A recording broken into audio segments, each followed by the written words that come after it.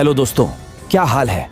तो तारीख आज 24 मई दिन शुक्रवार और हिंदी तिथि ज्येष्ठ कृष्ण पक्ष प्रतिपदा है।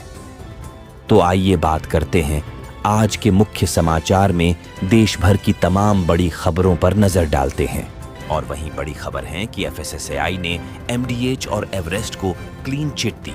भारतीय खाद्य सुरक्षा और मानक प्राधिकरण ने भारतीय मसालों में हानिकारक पदार्थों की मिलावट की बात खारिज कर दी है। संस्थान ने व्यापक जांच के बाद इनमें एथिलीन ऑक्साइड न मिलने की पुष्टि की है।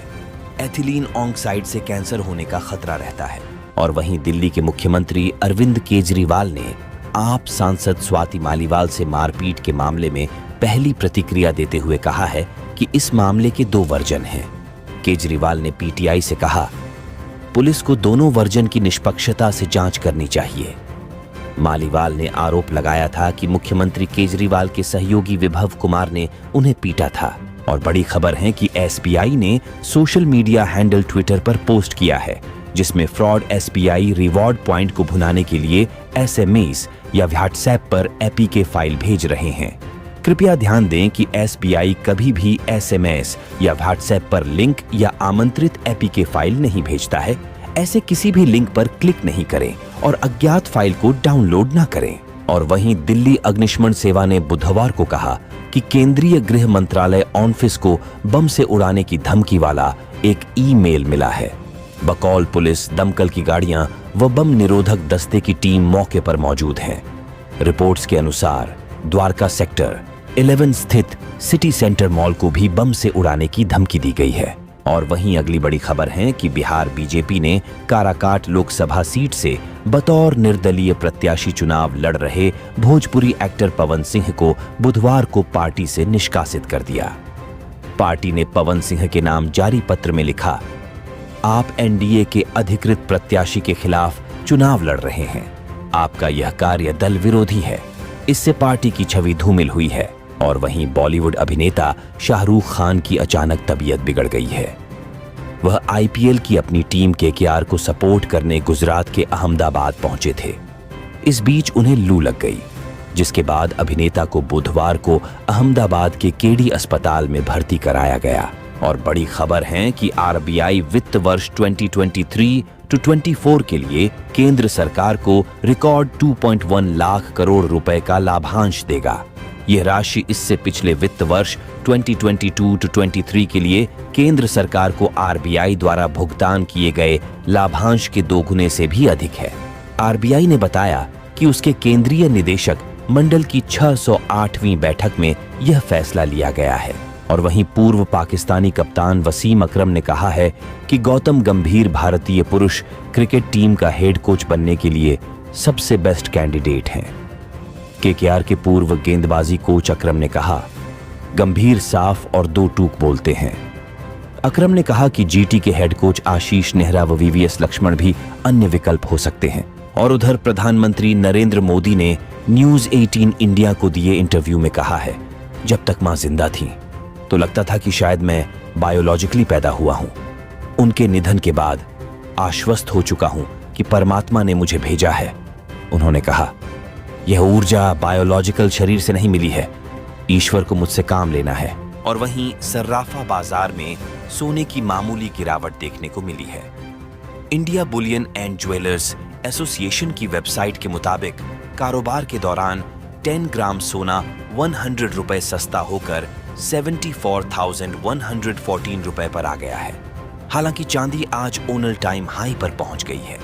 ये 221 रुपए महंगी होकर 93,094 रुपए प्रति किलोग्राम पर पहुंच गई है। और फिलहाल आगे बढ़ने से पहले प्लीज वीडियो को लाइक कर दे और चैनल को सब्सक्राइब कर दे। इसमें आपका सिर्फ 1 सेकंड लगता है और इसे ज्यादा से ज्यादा लोगों तक शेयर कर दीजिए ताकि ये काम की खबरें सभी को मिल सके। और अब करंट अफेयर्स से जुड़ी खबरें देखते हैं। आयरलैंड, नॉर्वे और स्पेन ने फिलिस्तीन को राष्ट्र मान्यता दी। 22 मई को आयरलैंड के प्रधानमंत्री साइमन हैरिस ने फिलिस्तीन को एक देश के तौर पर मान्यता देने की घोषणा की। नॉर्वे के साथ ही स्पेन ने भी फिलिस्तीन को आधिकारिक तौर पर मान्यता देने का ऐलान किया। और वहीं खबर है कि दुनिया का सबसे महंगा पंख नीलाम हुआ। 21 मई को न्यूजीलैंड ऑकलैंड शहर में स्थित वेव्स ऑक्शन हाउस में लुप्त हो चुकी हुई पक्षी का एक दुर्लभ पंख 23.63 लाख रुपए में नीलाम हुआ। चलिए बड़ी खबर है कि सड़क परिवहन और राजमार्ग मंत्रालय ने भारत में ड्राइविंग लाइसेंस बनवाने के लिए नए नियम का ऐलान किया है। अब ड्राइविंग लाइसेंस बनवाने के लिए लोगों को आरटीओ जाने की जरूरत नहीं पड़ेगी। 1 जून 2024 से आरटीओ की बजाय प्राइवेट ड्राइविंग ट्रेनिंग सेंटर पर ड्राइविंग टेस्ट दे सकेंगे। कुल मिलाकर सरकार ने ड्राइविंग लाइसेंस बनवाने की प्रक्रिया थोड़ी आसान कर दी। पहले घंटों लाइनें लगती थी, अब उससे निजात मिलेगी। और वहीं महाराष्ट्र राज्य माध्यमिक और उच्चतर माध्यमिक शिक्षा बोर्ड ने मंगलवार को 12वीं कक्षा का परिणाम जारी कर दिया। परीक्षा में छत्रपति संभाजी नगर की तनीषा बोरामणि नामक छात्रा ने 100% अंक हासिल किए हैं और अभी 2 दिन पहले ही राजस्थान की प्राची ने भी 12वीं कक्षा में 100% मार्क्स हासिल किए, यानी बेटियां बाजी मार रही है। और वहीं दिल्ली के मुख्यमंत्री अरविंद केजरीवाल ने गृह मंत्री अमित शाह के अरविंद केजरीवाल व कांग्रेस नेता राहुल गांधी के पाकिस्तान में समर्थक हैं। बयान पर कहा है, क्या दिल्ली, गुजरात, पंजाब, गोवा के लोग पाकिस्तानी हैं? उन्होंने कहा, प्रधानमंत्री नरेंद्र मोदी ने आपको अपना वारिस चुना है। आपको इतना अहंकार हो गया कि आप लोगों को गालियां देने लगे। और वहीं ईरान के राष्ट्रपति इब्राहिम रईसी की मौत पर एक वर्ग जमकर जश्न मना रहा है। रईसी जैसे इस्लामिक कट्टरपंथी नेता की मौत पर एक वर्ग खुशी में नाच रहे हैं, आतिशबाजियां कर रहे हैं। यह जश्नबाजी सिर्फ देश में ही नहीं बल्कि विदेशों में रहने वाले ईरानी भी कर रहे हैं। और राजस्थान के मंत्री किरोड़ी लाल मीणा ने मुख्यमंत्री भजन लाल शर्मा को पत्र लिखकर राज्य भंडार निगम पर अरबों रुपयों के घोटाले का आरोप लगाया है।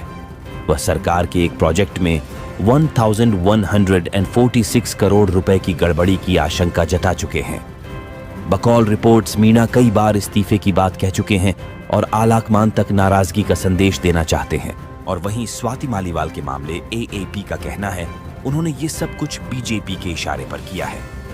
अब स्वाति ने ट्वीट कर पलटवार किया है।